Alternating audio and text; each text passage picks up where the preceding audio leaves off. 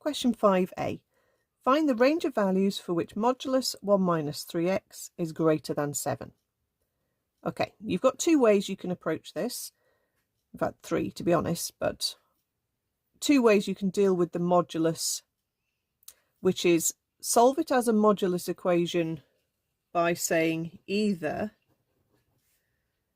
1 minus 3x itself has to be greater than 7, so you just drop the modulus and solve it as it stands, or basically you want the inside of the modulus to be below negative 7, okay, because if it was below negative 7 it would be something like negative 8, and then the modulus would flip it back to 8, which is bigger than 7.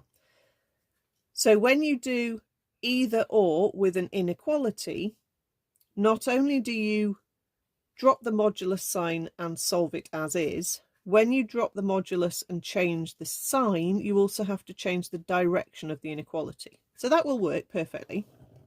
I'll do that in a second. But the method 2 that you could use is to solve it as if it's an equals. So that doesn't then involve you having to worry about the direction of the symbol. So you solve where 1 minus 3x equals 7, 1 minus 3x equals negative 7. You still do either it equals the positive or it equals the negative. Solve those and then think about the graph. Okay, so you've got two different ways you can approach it. Keep it as an inequality or solve it as an equals to start with.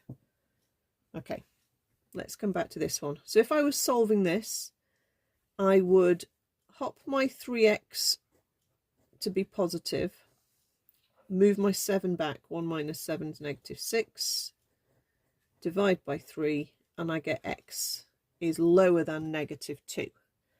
If you moved the 1 across and you'd written negative 3x is greater than 7 take away 1 is 6, you have to remember you flip the symbol if you divide by a negative.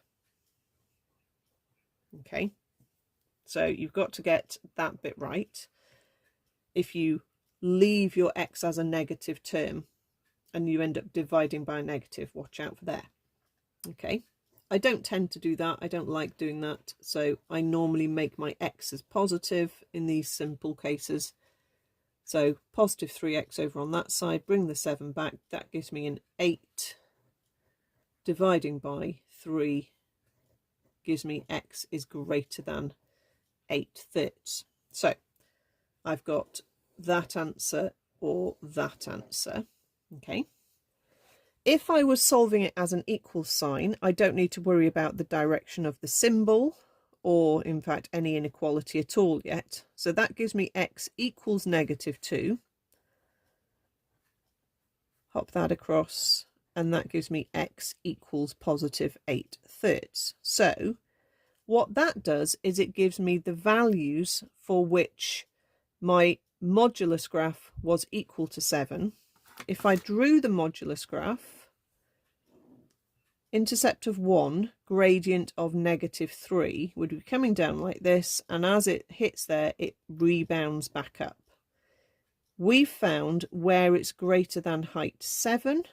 Okay, well, we've actually found where it's equal to height 7 at the moment, which is negative 2 and 8/3. And we can then see from the graph, where is the graph above height 7, which is what the inequality wanted. It's this bit of the number line and this bit going up here. So then we would say we can turn it into the answers for the inequality using the graph. Okay. The third method, which I have shown a few people but not everybody, is you can square both sides and turn it into quadratic, okay, which should also work.